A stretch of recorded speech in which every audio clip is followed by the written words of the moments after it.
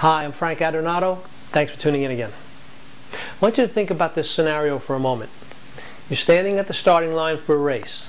Maybe it's a 10K, half marathon, or a marathon. The gun goes off and you start off with the pack.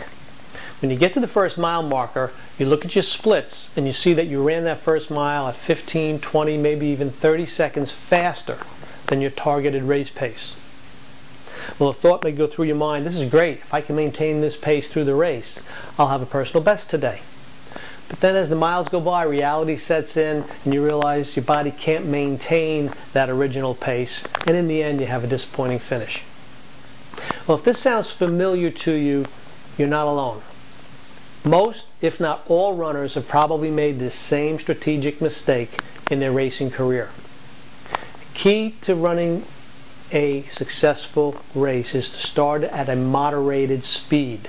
I'm not saying start slow, I'm not saying start easy, but start at a moderated speed so that when you get to that first mile marker, you're running at your race pace or perhaps even a little bit slower. That's okay. Because if the first mile is moderated, you can then get into a groove, get into a rhythm, get up to your race pace and finish strong.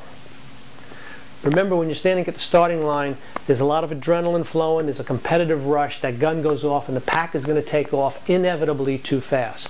So have that mindset to start at the right pace for you. Now, how do you do this? Well, you do it in training, and there are two things I recommend to my clients. First, in your training, become familiar with perceived exertion. Perceived exertion is a rating system that identifies the amount of effort you're spending in your exercise.